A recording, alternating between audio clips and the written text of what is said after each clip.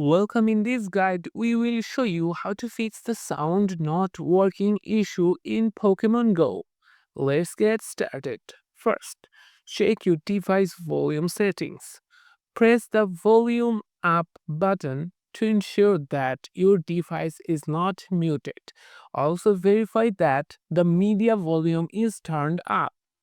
For Android users, swipe down to access sound settings, and for iOS, check in the control center. Next, make sure the in-game sound settings are enabled.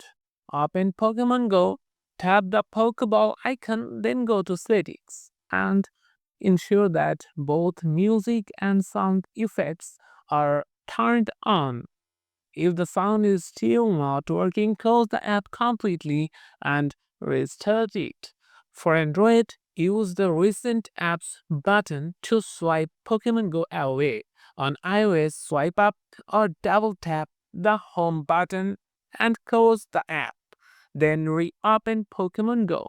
Sometimes the issue can be caused by a conflict with other apps. Close any apps running in the background that may interfere with sound, such as music or video apps. If the problem persists, restart your device. This can help clear temporary glitches affecting the sound system. Another step is to update Pokemon Go.